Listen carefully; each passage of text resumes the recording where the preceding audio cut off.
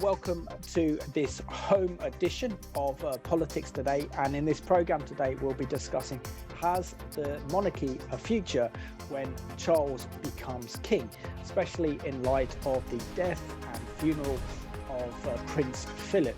Many questions are being asked about the monarchy and can it really survive well into the 21st century? So to answer these very important questions today, I am joined by Melanie Simmons, who's the editor of Heart newspaper, together with Maureen Martin, who's the president of the Christian People's Alliance. Melanie, I'll start off with you. What did you make of the funeral for Prince Philip, particularly knowing his dedication and his service to the Queen over decades? Yes, it was 73 years, and she quoted him as having been her strength and her stay. That's been much quoted recently. I thought that the funeral was effective insofar as it brought home to the rest of the nation not just the tragedy of Prince Philip's death, although he was 99, but also the aloneness of the Queen, which was helped course by the COVID regulations, which much of the rest of the country has had to endure. So I thought that was really good, not for the Queen obviously, but for many of the country who've had these limited funerals and have felt perhaps robbed of a proper farewell to their loved one. And I just thought the Queen was so generous because she allowed in the spouses of Prince Andrew's daughters who would barely have known Prince Philip at the expense of having, say, one of her own HMS Bubble from Windsor next to her. She drove there in the carriage with Lady Susan Hussey, the widow of the BBC chairman, Marmaduke Hussey, who's been a long-standing lady in waiting. Although I don't know how much waiting they do these days because they all seem to be over 80, but they drove along next to each other. And then the Queen was very much on her own, had to walk in unaided without a stick or anything. And I think her courage and fortitude really went home to everyone's hearts. No, absolutely. And Maureen, it's great to have you back on Politics Day. You did a great job on the last programme with Tim Vince, so it's good to see you, and I'm sure our viewers appreciate that as well. Maureen, when you think about the Prince Philip, for example, him and the Queen have seen 14 prime ministers, 18 general elections, 7 changes of government, and it's 69 years since the late Duke of Edinburgh became the consort to Queen Elizabeth II. Now, that's an extraordinary dedication and service to the nation. What are your thoughts on Prince Philip's service and dedication to the country? Yeah, thanks, Simon. Yes, they both have an illustrious term of service. There's no doubt about it. 69 years for the Queen as the sovereign of this nation, and she has done it exceptionally well. And her faith has gone before her. And we all are no doubt that she's a Christian. Even her annual addresses at Christmas, it's quite clear she's a Christian, and her addresses never leave Christ out of her address to the nation. There's no doubt she has an amazing record. Prince Philip as well, he has represented this country amazingly well. We all feel the loss. Now, it's going to be a very hard act to follow for the younger generation. As you've said, Prince Charles considers himself the defender of the faiths. The monarch, as in the coronation ceremony, is really the defender of the faith. The Queen makes a vow to the Archbishop of Canterbury to serve under the Christian God, not other gods. So it's going to be very difficult for the royal family to continue the tradition of serving as a Christian monarch with the record that this Queen and Prince Philip had, and the Queen still has. She's still reigning, by the way. She's still our monarch. So it's going to be a very hard act to follow. So we'll see how things go, but it's going to be difficult. And Melanie, I think Maureen makes a very, very valid point, and that maybe all of us take for granted the stability of the Queen being our sovereign and our monarch, and the prospect of the Queen no longer being Queen, and it's a kind of realization, I think, with the the death of Prince Philip and his funeral is a reminder to us all that the Queen is mortal, and that soon there is going to be even greater transition to Charles becoming king. And as Maureen has pointed out, that he has said that he wants to be the defender of the faith rather than the faith. So the big question is, if we take Christianity out of the context and then make this a multi-faith monarchy that Prince Charles wants to pursue, how can the Lord bless that? And how can the monarchy survive without the blessing of the Almighty upon it as our national institution, as our heritage in this Judeo-Christian heritage of ours? I have a small word of hope, because I was reminded before the program of a conference I went to a couple of years ago, where one of the speakers was Pastor Ade Omuba, the co-founder of Christian Concern, of whom one doesn't hear a great deal, but he had been invited to have lunch with Prince Charles, and knowing that he probably wasn't going to be a regular on the guest list, he took his one shot and he said, well, sir, could you explain why have you wanted to be a defender of faiths? And he said that Prince Charles then took 15 minutes to explain why he'd been misunderstood and misquoted, and he didn't mean that. Now, I don't know exactly what Prince Charles did mean, but I derive some comfort from Prince Charles's recent efforts to champion the cause of persecuted Christians. And we all know that in most of the countries, I think statistic about 3 years ago was 29 out of 30 countries or something where the Christians were being persecuted. It was when there was a majority Muslim population.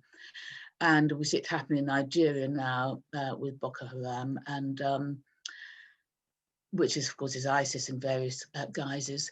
But Prince Charles has stepped out and he has tried to raise awareness. And when things were, we had normal events, I think he hosted an event at Buckingham Palace, and he has spoken out for this. So I have a bit of hope about that it might not be too dire and too godless. If anything, I think I'd be more concerned about the next generation, about William and Catherine, who have grown up in more of a moral vacuum, although they went to English public schools, which pay lip service to God, and you have sort of Anglican type services.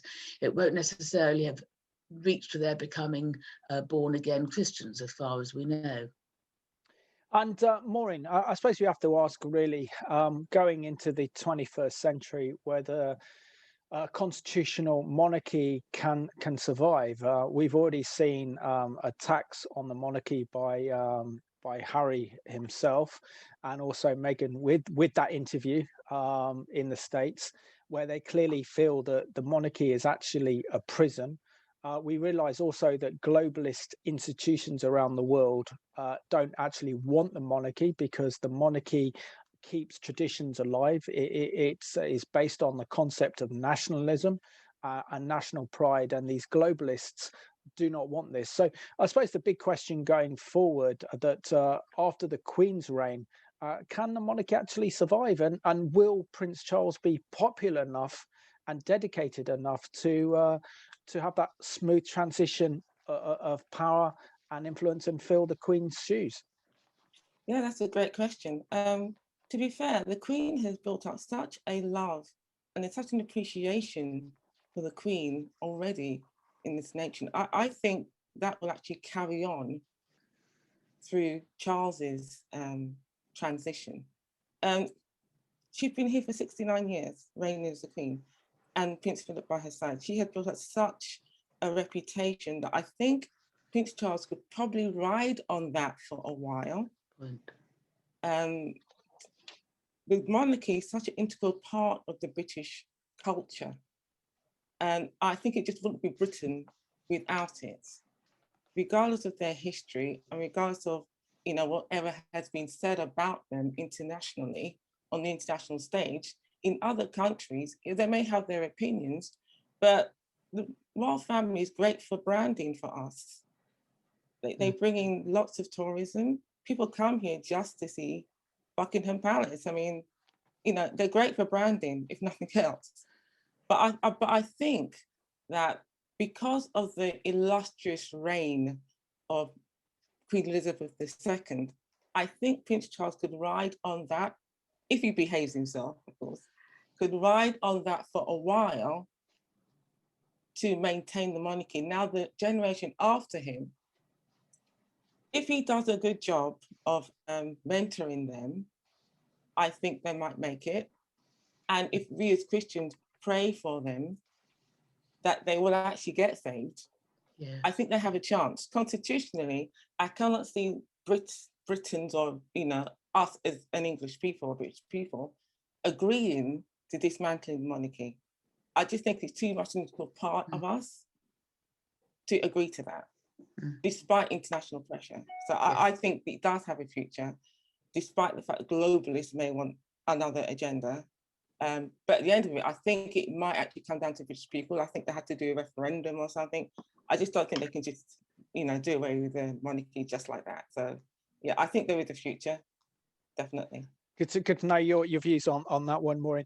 And Melanie, according to a recent article in the Telegraph, there is a royal summit to decide the future of the monarchy that will be led by Prince Charles and Prince William, with the Queen's involvement as well, to see what policies they want to institute in reforming the monarchy. We know that Prince Charles is in favour of very much of a slimmed down monarchy, but the big problem they haven't had this problem now because of COVID-19 and the lockdown, but once this crisis is all over, there's a big problem with royal engagements. And the fact is that the Duke of Sussex, Harry and Meghan, have stepped down from royal services. We've also have the let me get this one, the Duke of York as well, been pretty much suspended or forbidden from doing any royal services because of being tied up in the Epstein scandal.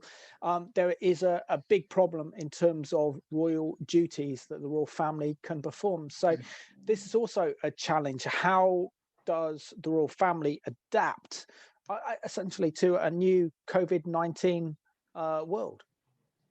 Well, what's very interesting, COVID-19. what was really interesting recently after the Oprah Winfrey interview with the Duke of and Duchess of Sussex was that the royal family started a huge PR effort. They must have had some good people advising them, I think, because every 5 minutes on my phone, there's popped up Camilla and the Queen doing Zooms and quoting what they'd said to each other. How are you? I'm very well, thank you. And talking to NHS nurses. And then there was William and Catherine doing Zooms as well, and going out when they could. And William, of course, was extensively quoted as turning around to a report and saying, we are definitely not a racist family. That was when he'd accompanied Catherine on a visit to a primary school, because he didn't want her, straight after that interview, to be sort of subjected to questions. And of course, he's much more experienced and trained as a monarch in waiting, but she does brilliantly well. I think one of my concerns is, you're talking about all their royal engagements. I don't think they should slim down the monarchy.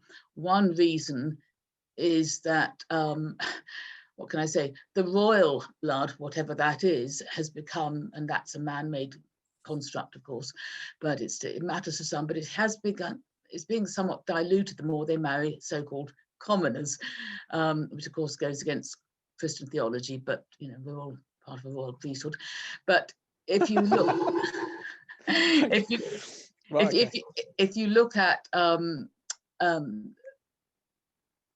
Prince Edward and Sophie, he's married to Sophie, who's lovely, she's a commoner, she's a born-again Christian, we believe. And then there is Prince Andrew married Sarah Ferguson, who was a commoner. So, and then, you know, you look at William married Catherine, who is lovely, but her children are, you know, not blue blood or whatever you want them to be. So there are other so-called royals around who could be used. There, of course, the Kents and the Gloucesters, although they're getting older. There was the Prince Andrew's daughters. I think they could be used a lot more. They're nice girls, they're well trained, they know what to do.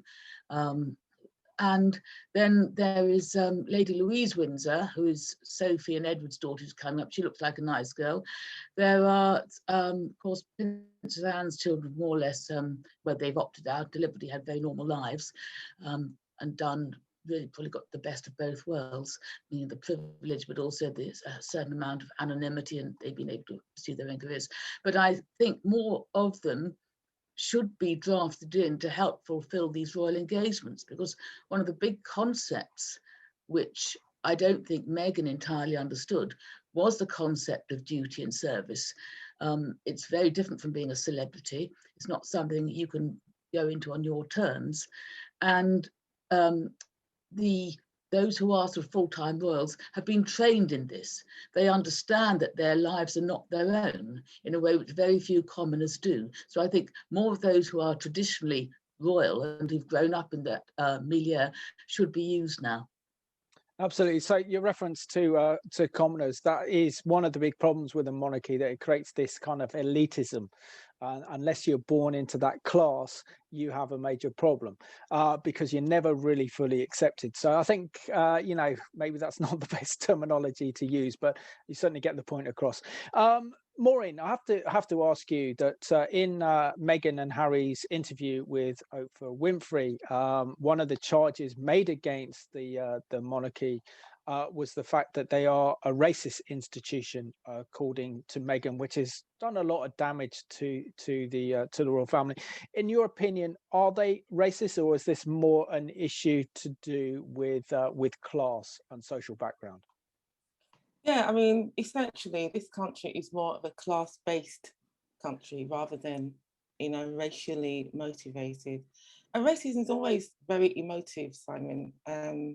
Unless you've got hard facts, we have to base tackling racism on facts and not feelings. You see, unless you've got hard facts, we can't address it.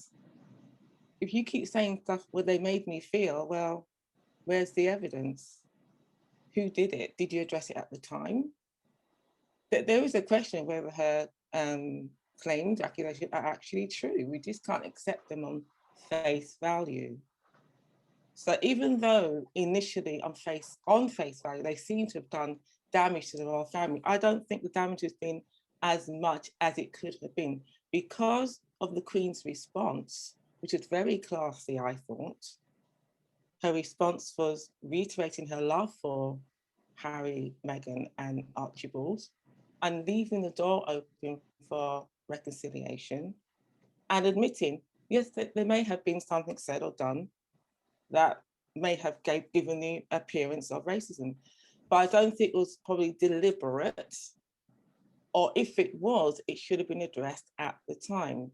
Trying to address it on the world stage in an interview with Oprah is not appropriate. Okay, that's not the way to address this. And I think the bigger crime here actually is the breaking of the fifth commandment: honor thy father and mother. So it's the well with you and you live strong on the earth. This is the greater crime. It's not actually, what was said per se, racism. Anything that was said in that context that dishonored his parents, his grandparents, and his parents is the greater offense. And I think the people that have been really damaged by this really is Harry and Meghan, particularly Harry, because he's now alienated himself from his family. Regardless whether they're a royal family or not, they're still a family. And quite frankly, if you have, dishonored them, there's a penalty to pay. It even says so in the New Testament. Ephesians 6:2-3 says the same things. So I think the greater issue here is the effect it's going to actually have on Harry and his family. The royal family will survive this. There's no doubt about it. They'll get through it. But what is going to be the ramifications for Harry and his family, having broken one of the 10 commandments? It's very serious. No, absolutely. And I think you brought in a very, very interesting point as well. I mean, virtually same sort of question for you, Melanie, that maybe one of the biggest problems with the monarchy has been the kind of conception of elitism and class involved. And, if you don't go to the right public school, you don't have the right accent. And we also have to recognize that the monarchy is based on a kind of medieval feudal system. which doesn't allow so much meritocracy within our system. So do you think that the issue is more to do with class, and maybe the monarchy needs a little bit of reform in making it more accessible to us common people? Not you, of course, Manley, because you have the accent. Yeah, and it didn't come cheap either. Yes, good question. I think, can I just go back and say something to do with what Maureen was saying? Sure. I actually think, and I said this on a previous program, Meghan and Harry's decision had an element of tragedy for the monarchy, because I think that the Queen in particular had extended love and acceptance to Meghan. The tabloids, I think, gave her a hard time, but I think she could have possibly had more advice and PR help. There was all that business with her father. Her father could have had some help. Some Aquarius should have been flown over there to help him and keep him quiet. But the great thing about Meghan was she was always being seen in soup kitchens with ladies wearing hijabs, and she gave an inroad to those groups of people, and the women in particular, which no other member of the royal family currently could have done. I mean, she could have been an advocate, about FGM. She could have had certain causes. She goes on about women and stuff. Well, she could have done that within the royal family in a relatively safe way, as long as, it was run by people and kind of kept at the right level. So I think in that respect, that was a loss to the royal family and to the nation. In terms of the elitism, to some extent it was ever thus, and the alternative is worse, because if you end up having a president and a first lady, how often do we see them being accused of wasting public money, flying around with hairdressers and stuff on private planes at the taxpayers' expense, which in a funny way, I don't think we begrudge the royal family so much, because we know that they're doing it for the nation, not for personal ambition. They're doing it as a lifelong job, which they're born into. And there's that appreciation of that. And as Maureen said, they're great for tourism and they help identify as a nation.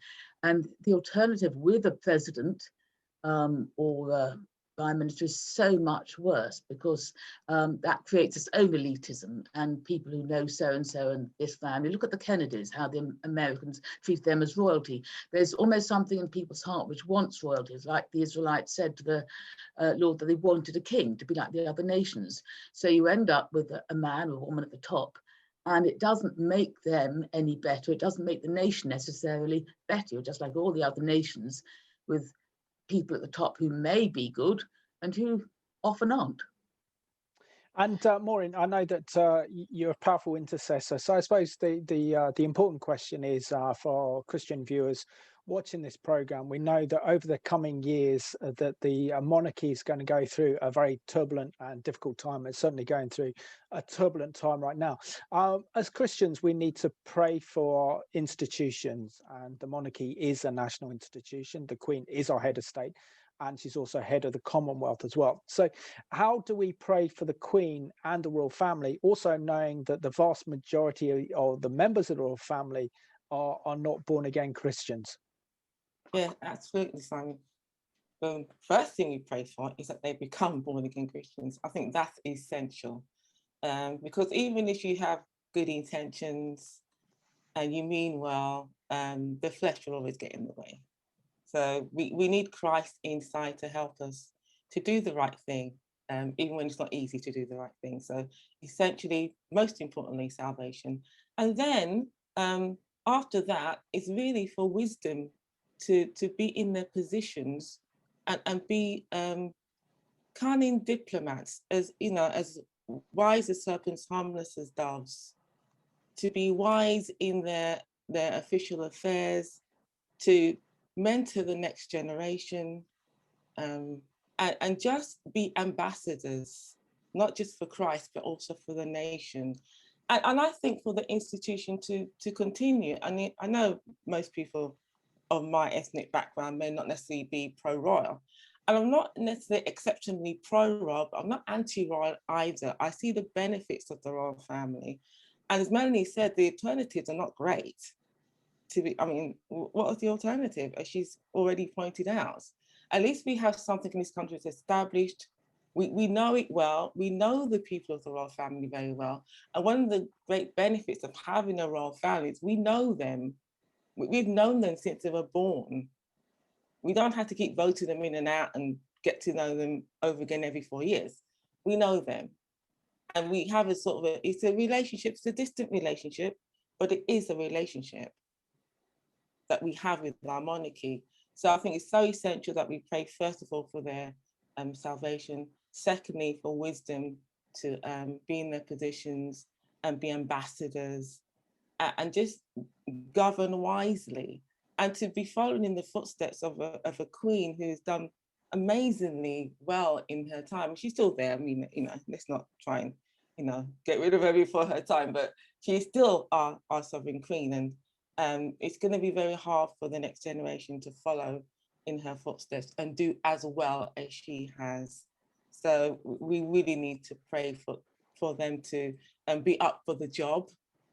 And they won't be able to do that without our prayers. So yeah, definitely. Excellent. And that's a brilliant note to end the programme on, Maureen. So thank you very much. And also, Melanie, thank you for being my guest on this home edition of Politics Today. And I just want to thank you for watching this programme. There has been no doubt that the Lord has used the Queen over these 6 or almost 7 decades as our monarch to bring stability to our country through very turbulent times, through very turbulent decades. And it's also an important reminder to us that the Queen is part of that World War II generation that puts huge sacrifices on the line for the freedoms that we enjoy today. That's our Christian faith, free from tyranny and fear. So we need to keep the Queen in our prayers and pray that the Lord would touch the rest of the royal family, because we need them to know the God of Abraham, Isaac, and Jacob, and Israel's Messiah, Yeshua HaMashiach. So I want to thank you for watching this home edition of Politics Today.